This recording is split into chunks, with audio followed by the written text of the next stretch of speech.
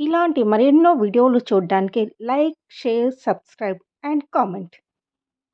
ఈరోజు ఈ వీడియోలో 2025 సంవత్సరంలో త్యాగరాజ స్వామి ఆరాధనోత్సవం ఎప్పుడు, దాని ప్రాముఖ్యత ఏమిటి, వారి జీవిత చరిత్ర గురించి తెలుసుకుందాము. త్యాగరాజు కర్ణాటక సంగీత త్రిమూర్తుల్లో ఒకడు. త్యాగయ్య, త్యాగబ్రహ్మ అనే పేర్లతో కూడా ప్రసిద్ధుడు. నాదోపాసన ద్వారా భగవంతుని తెలుసుకోవచ్చని నిరూపించిన గొప్ప వాగ్మయకారుడు. ఆయన కీర్తనలు శ్రీరామునిపై ఆయన గల విశేష భక్తిని, వేదాలపై, ఉపనిషత్తులపై ఆయనకున్న జ్ఞానాన్ని తెలియపరుస్తాయి. ఉపనయనం తర్వాత తండ్రి గారి బోధనలు, 18వ ఏట రామకృష్ణానంద పరబ్రహ్మం ఉపదేశం చేసిన రామ షడాక్షరి మంత్ర ప్రభావము, తల్లి అలవరిచిన భక్తి సంగీతాలు బాల్యంలోనే బీజాంకురాలై త్యాగరాజస్వామి వారిలో మూర్తి భవించాయి. త్యాగరాజు ప్రస్తుత ఆంధ్రప్రదేశ్లోని ప్రకాశం జిల్లా కంబం మండలంలో కాకర్ల అను గ్రామంలో తెలుగు వైదిక బ్రాహ్మణ కుటుంబంలో 1767లో జన్మించాడు. త్యాగరాజు కాకర్ల రామబ్రహ్మం, కాకర్ల సీతమ్మ దంపతుల 3వ సంతానము. ఇతని జన్మనామము కాకర్ల త్యాగబ్రహ్మం. వీరు మురిగినాడు తెలుగు బ్రాహ్మణులు, త్రిలింగ వైదికులు. ఇతడి పూర్వీకులు ప్రస్తుత ప్రకాశం జిల్లా కంబం మండలంలో కాకర్లాను గ్రామం నుండి తమిళ దేశానికి వలస వెళ్ళారు. తండ్రి రామబ్రహ్మం తంజావూరు ప్రభు శరభోజీ ఆధ్వర్యంలో ఉండేవాడు. త్యాగయ్య గారి విద్య కొరకు రామబ్రహ్మం తిరువారూరు నుంచి తిరువయ్యూరుకు పోయిరి. త్యాగయ్య గారు అచ్చట సంస్కృతమును, వేదాంగములను ఆమూల్యాగ్రము పఠించను. త్యాగయ్య గారి తండ్రి గారు పిన వయసులోనే గతించరు కనుక అన్నదమ్ముల మధ్య అయిన భాగ పరిష్కారములలో త్యాగయ్య గారి భాగంలో కుల ప్రతిమలైన శ్రీరామ లక్ష్మణుల విగ్రహములు వచ్చెను.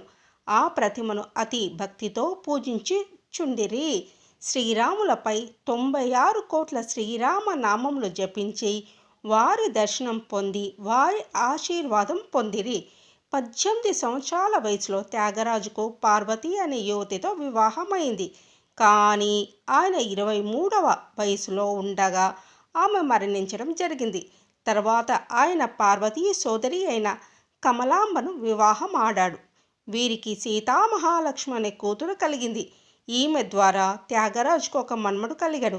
కానీ యవ్వనంలోకి అడుగు పెట్టక మునిపై మరణించాడు. కాబట్టి త్యాగరాజుకు ఖచ్చితమైన వారసులెవరూ లేరు. కానీ ఆయన ఏర్పరిచిన సాంప్రదాయం మాత్రం ఈనాటికి కొనసాగుతూనే ఉంది. త్యాగరాజు తన సంగీత శిక్షణలో భాగంగా గురువు సొంటి వెంకటరమణయ్య ఇంటిలో చేసిన కచేరీలో ఎందరో మహానుభావులు అనే కీర్తనను స్వరపరిచి పాడాడు. ఇది పంచరత్న కృతులలో 5వది. ఈ పాటకు వెంకటరమణయ్య గారు చాలా సంతోషించి త్యాగరాజులోని బాల మేధావి గురించి తంజావూరు రాజు గారికి చెప్పగా రాజు సంతోషించి అనేక ధన కనక వస్సు వాహనాది రాజలాంఛనాలతో త్యాగరాజును సభకు ఆహ్వానించాడు. కానీ త్యాగరాజు తనకు నిధి కన్నా రామ సన్నిధి మాత్రమే సుఖమని ఆ కానుకను నిస్వార్థంగా తిరస్కరించాడు. ఈ సందర్భంగా స్వరపరచి పాడినదే నిధి చాలా సుఖమా అనే కీర్తన. సంగీతాన్ని భగవంతుని ప్రేమను పొందే మార్గంగా త్యాగరాజు భావించాడు. తంజావూరు రాజు పంపిన కానుకలను తిరస్కరించినప్పుడు ఆగ్రహించిన అతని అన్నయ్య జపేశుడు త్యాగరాజు నిత్యం పూజించుకునే శ్రీరామ పట్టాభిషేక విగ్రహాలను కావేరీ నదిలో విసిరివేశాడు. శ్రీరామ వియోగ బాధను తట్టుకోలేక రాముడు లేని ఊరిలో ఉండలేక దక్షిణ భారతదేశ యాత్రలకు వెళ్ళి అనేక దేవాలయములను, తీర్థములను దర్శించి ఎన్నో అద్భుత కీర్తనలను త్యాగయ్య రచించాడు. చివరగా శ్రీరాముని అనుగ్రహంతో విగ్రహములను పొందాడు. వైకుంఠ ఏకాదశి నాడు త్యాగరాజు శ్రీరామ సన్నిధిని చేరుకున్నాడు. త్యాగయ్య దాదాపు 800 కీర్తనలు రచించాడు. వీటిలో చాలా వరకు ఆయన మాతృభాష అయినటువంటి తెలుగులో రచించినవే. కొన్ని సంస్కృతంలో రచింపబడినవి. కానీ ఈ కీర్తనలు మాత్రం ఆంధ్రప్రదేశ్లో కన్నను, కర్ణాటక సంగీతం బాగా ప్రాచుర్యంలో ఉన్న తమిళనాట బాగా ప్రాచుర్యం పొందాయి. సంస్కృతంలో రచించబడిన జగదానందకారక అనే కీర్తన శ్రీరామునికున్న 108 పేర్లను ప్రస్తావిస్తుంది.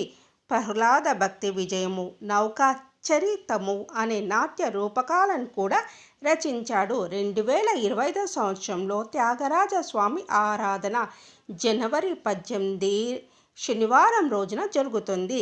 త్యాగరాజ ఆరాధన ప్రాముఖ్యత గురించి తెలుసుకుందాము. త్యాగరాజ ఆరాధన కార్యక్రమము ప్రతి సంవత్సరము పుష్య బహుళ పంచమి రోజున జరుగుతుంది.